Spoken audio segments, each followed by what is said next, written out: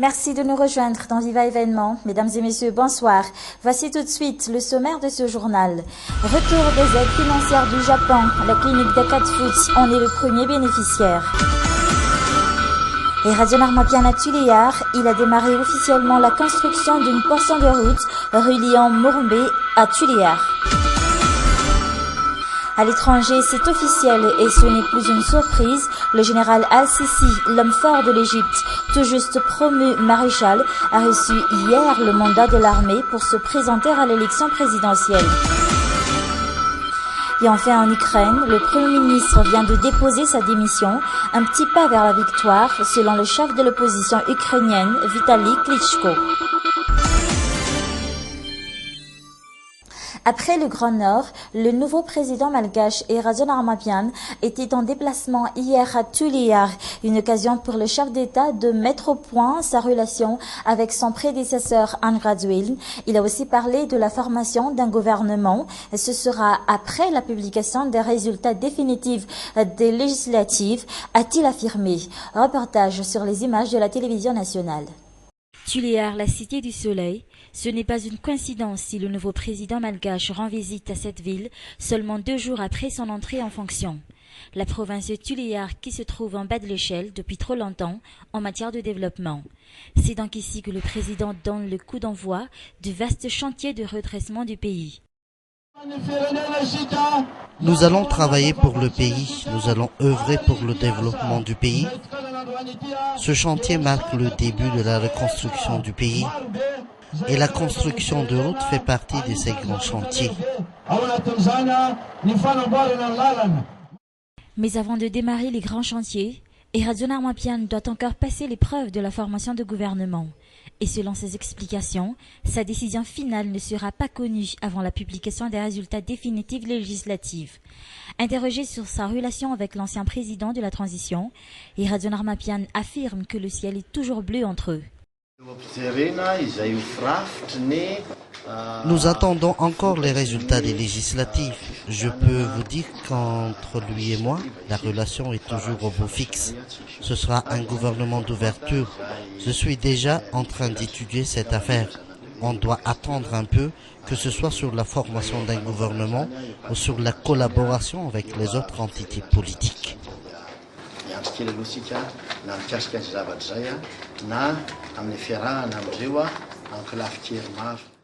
Pour le nouveau président, il s'agit là d'un clin d'œil à ses électeurs de la région Timor-Jeffen. Il ne perd pas de vue ses promesses présidentielles pour cette partie de l'île. Plusieurs membres du gouvernement d'Omer Berezik l'ont accompagné durant cette descente à Tuléar. Retour des aides de la part du gouvernement japonais, ce pays d'Asie qui a aussi suspendu ses collaborations avec l'État malgache durant la crise politique. Ce matin, l'ambassadeur du Japon à Madagascar a offert une importante enveloppe financière à la clinique d'Akatsuki au nom du gouvernement japonais, une enveloppe financière qui sera allouée à un projet de renouvellement de l'équipement médical de cet hôpital de renom. Un partenariat qui marque donc le retour des aides du Japon. Marla Tunjaf et Chanel.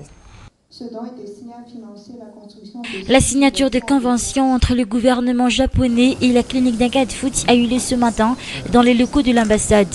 Le Japon vient d'octroyer la somme de 82 698 € à cet hôpital privé, soit près de 234 millions d'ariary.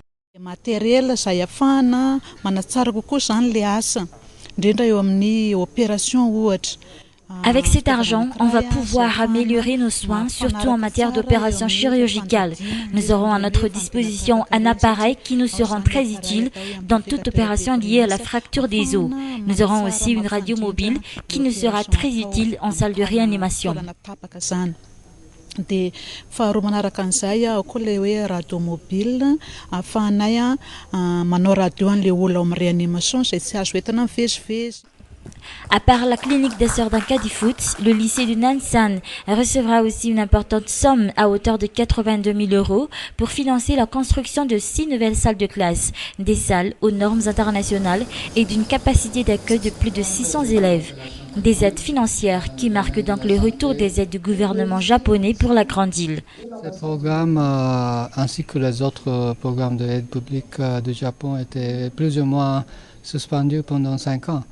Et pendant ces 5 ans, il y en avait beaucoup de requêtes, des demandes, surtout pour ce programme, parce que ça c'était très très populaire. Donc pendant ces années, les demandes accumulent. Donc, et après l'examination, nous avons constaté que ces 2 projets sont très très bons. Le gouvernement japonais n'attend plus que la formation du nouveau gouvernement pour reprendre dans sa totalité les collaborations avec l'État malgache. Le Japon se focalise surtout sur les projets liés à la lutte contre la pauvreté ou encore au secteur agricole, à l'éducation, à la santé et à la construction d'infrastructures. Dans le reste de l'actualité, cette affaire de vol de munitions à la Bani Divat, 22 militaires soupçonnés d'avoir trempé dans ce vol ont été arrêtés et ont été traduits en justice au tribunal d'Anous. 3 civils sont aussi impliqués dans cette affaire et se sont également présentés au tribunal ce matin. Après d'intenses discussions avec l'association des parents d'élèves, les enseignants FRAM de l'école primaire publique d'Andavamimp ont enfin eu gain de cause. Ils ont reçu la première tranche de leur salaire émanant des parents d'élèves. Pour un petit rappel des faits, le président de l'association et son trésorier ont détourné une importante somme d'argent destinée au paiement du salaire des enseignants FRAM dans cette école publique. Aujourd'hui, les enseignants FRAM veulent avoir leur mot à dire dans la gestion de la caisse de cette association. Plus de détails dans ce reportage de Harmi Saragoudbé et de Yves Chanel. Les enseignants FRAM de l'école primaire publique d'Andavamimp ont dû recevoir la somme de 1 million d'arrières ce jour. Une partie de la somme détournée par le président de l'association des parents d'élèves. Le reste, soit 2 600 000 arrières, il le paiera vers la fin du mois de février. Le trésorier de l'association a lui aussi piqué dans la caisse commune à peu près la même somme. En tout, ils ont détourné la somme de 6 800 000 arrières, une somme destinée au paiement des salaires des enseignants FRAM.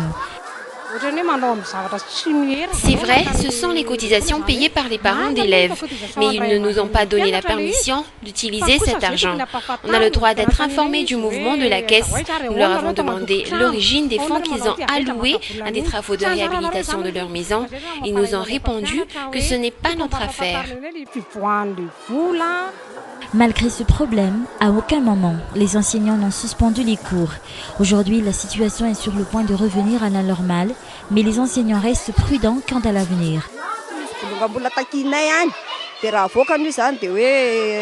Ils nous doivent encore une importante somme d'argent. On va demander à ce qu'on gère cet argent. Le problème est que nous ne sommes pas représentés au sein de ce comité. Avant, c'était le cas avec l'ancien bureau. On n'avait pas eu de problème.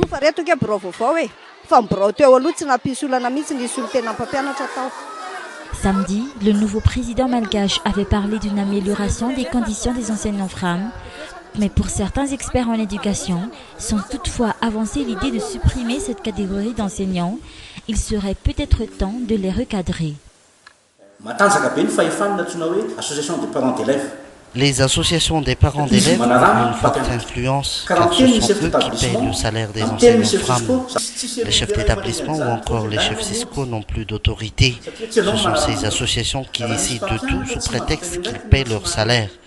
Si un enseignant FRAM est accusé de faute professionnelle par l'État et qu'il décide de le suspendre de ses fonctions, ces associations vont se lever pour le protéger avec toujours la même réplique. Ce sont eux qui payent leur salaire. Il s'agit là d'un grave problème à Madagascar. Aujourd'hui, la Grande Île compte pas moins de 62 000 enseignants FRAM. Une grande partie d'entre eux s'occupent de l'enseignement dans les écoles publiques établies dans les zones les plus reculées de Madagascar. Et en parlant toujours d'enseignement, mais cette fois-ci dans l'enseignement supérieur, plus de 150 nouveaux médecins sortent de la faculté de médecine de l'université d'Antananarivo tous les ans. Depuis quelque temps, certains d'entre eux changent de vocation après 8 années d'études. Quelle en est la raison? Pour les enseignants au sein de cette faculté, ce ne sont pas les offres d'emploi qui manquent dans ce domaine. Le problème est tout autre. Une enquête réalisée par Anne Muriel et Zara Ndiansou.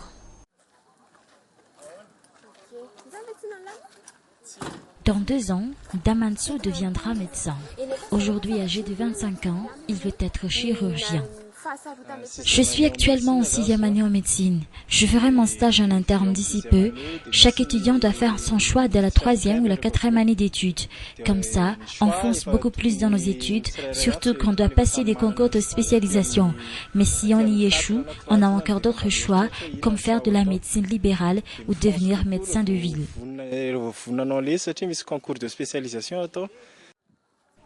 Un objectif difficile à atteindre selon lui, surtout en ce moment où les offres d'emploi dans ce domaine se font rares. Mais pour Damanso, faire de la médecine est un choix et ce ne sera pas 8 ans après qu'il va revoir ses objectifs. Dès qu'on obtient le diplôme d'État en médecine, on peut toujours exercer. On devient médecin pour la vie. Peut-être aussi qu'on s'est déjà trompé de vocation dès le début.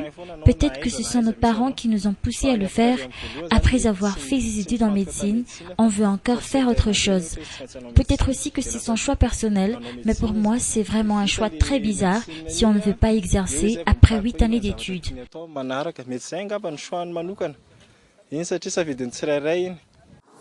Aujourd'hui, ces étudiants en 5e année de médecine estiment que c'est la fermeture de certains établissements hospitaliers qui poussent les étudiants en médecine à changer de formation ou de vocation après avoir passé 8 ans sur les bancs de l'université. J'estime que les postes à pourvoir sont peu nombreuses. Beaucoup de CSB2 sont maintenant fermés, donc certains médecins n'ont plus de postes, ce qui les pousse à exercer un autre métier. J'aime ce métier, donc je ne pense pas que je vais faire autre chose. Mais d'après les enseignants de l'université, le problème est ailleurs. La majorité des nouveaux médecins rechignent à travailler dans les régions ou dans la brousse, alors que le ministère de la Santé propose la plupart du temps des postes.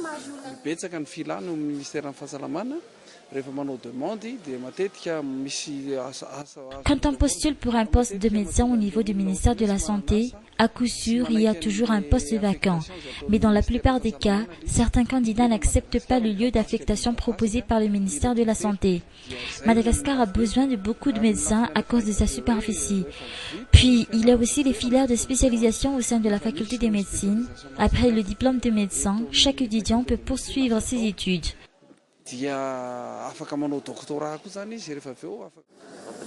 Tous les ans, pas moins de 150 nouveaux médecins sortent de la faculté de médecine de l'université d'Ankach, cette faculté qui basculera dans le système LMD cette année. Fin de ce journal, merci à vous de l'avoir suivi jusqu'à la fin. Je vous donne rendez-vous demain soir à la même heure. Restez avec nous pour la suite des programmes. Au revoir.